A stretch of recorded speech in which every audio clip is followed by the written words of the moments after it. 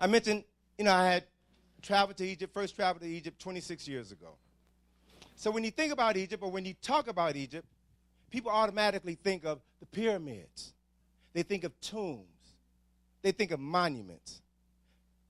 Tombs and the monuments in the Valley of the Kings, the Valley of the Queens, the Valley of the Nobles. In this region of Kemet, on the west bank of the Nile River, in the Valley of the Kings, the Valley of the Dead, archaeologists have found dozens of tombs. And these discovery of these tombs have increased their knowledge of this most ancient civilization. But Egyptologists and archaeologists also know that there are hundreds and maybe even thousands of tombs which have yet to be discovered. And that each new discovery will enhance and transform their knowledge of ancient Egypt. And so as they discovered a new tomb, they've learned that the further they go back into ancient Egypt, the blacker it becomes. Amen.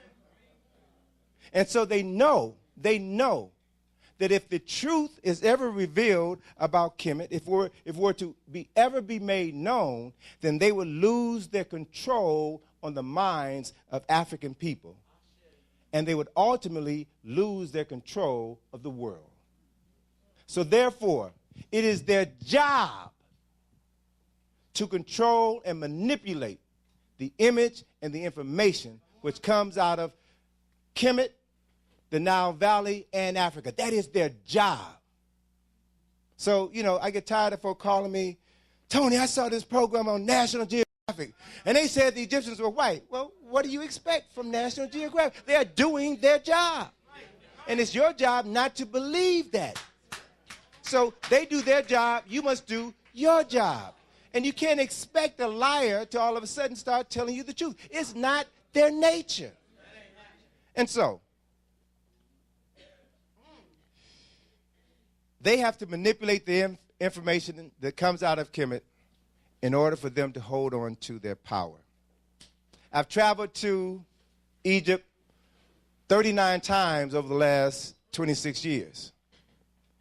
And as my experiences in traveling to Kemet grew, I matured. The first dozen times I went to Egypt, I was thinking that this is a spiritual place and we're going to come in contact with the spirit of our ancestors, and I was hoping that I would stumble into the tomb of Imhotep, discover some great secrets that I could bring back to my people, but that ain't happening. I've accepted the fact that ain't going to happen. So, but it's only been recently that I've begun to consider something about Kemet that I've never considered before. And so follow this concept. Each tomb in Kemet is covered with medu neter. Every square inch, medu neter, or sacred carvings. And each sarcophagus, or neb ankh, sarcophagus is a Greek word. And sarcophagus means flesh eater. So it was the coffin, if you will, where the flesh was consumed. The people of Kemet referred to that vessel as neb ankh. Neb ankh means Lord of life. So it was the vessel in which your body was transformed and you became a Lord of life. Totally different concept. And each body buried in the neb ankh was buried with papyrus scrolls, which had information written on them. These writings in the tombs, the Pyramid of Unas, and all of these sarcophagi or neb ankhs that were discovered, these writings were known to the people of Kemet as Pet Em Heru, or the chapters of coming forth into day. Or I like to refer to them as instructions on how to be born again. The Arab and European grave robbers who discovered these tombs referred to these writings as the Book of the Dead. Why? Because these writings were always found on dead people, so they called them the Book of the Dead.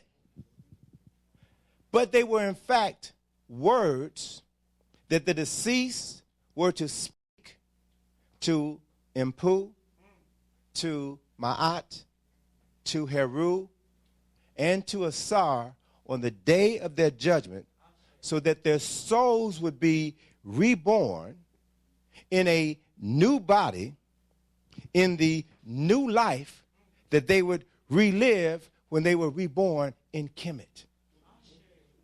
These were, if you follow the concept, so to the Arab and Europeans, these ancient Africans had a preoccupation with death.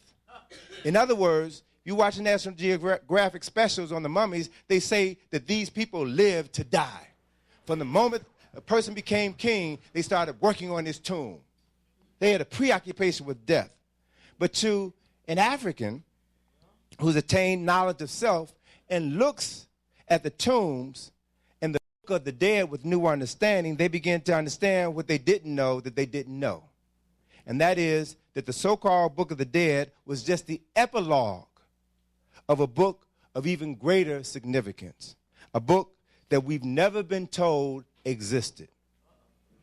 I refer to it as the Kemetic book of the living.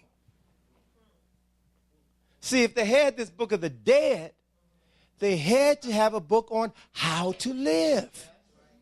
But they don't talk about that. So, when you begin to consider these possibilities, the solutions become Sesame Street simple. I mean, they just make so much sense all of a sudden. The people of Kemet understood that the soul was eternal.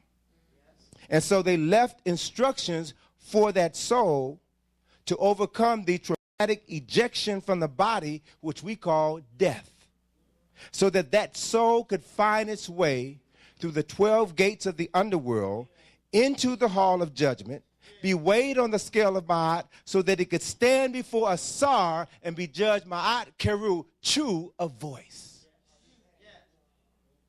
This is their way of safeguarding that that soul would be born again. And so if that soul found its way through that perilous journey, it would be reborn in Kemet and experience a new life in a new body. And so that soul, with these instructions, would be able to retain information from its previous life so that it would live an extraordinary life in the next. Imhotep, Queen Tai, Ramesses the Great, all lived extraordinary lives. And the people of Kemet referred to this phenomena as the Rememesu, the repetition of the birth. So with this insight, one realizes that the people of Kemet actually had a preoccupation with life, not death.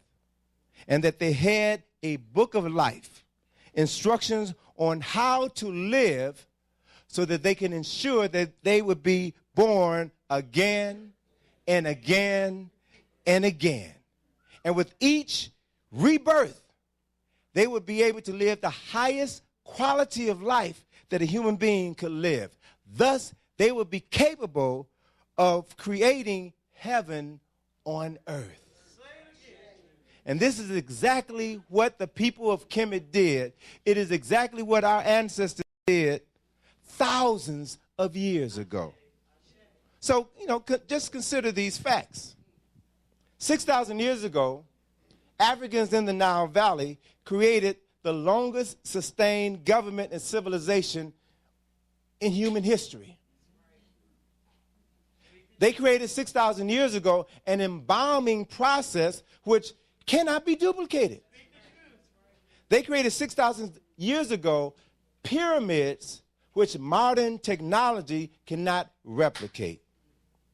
6,000 years ago, our ancestors created systems of science, mathematics, philosophy, engineering, astronomy, medicine, architecture, and chemistry, which have influenced humanity for thousands of years. So they knew something that modern man, with all of his technology, doesn't know that they don't even not know.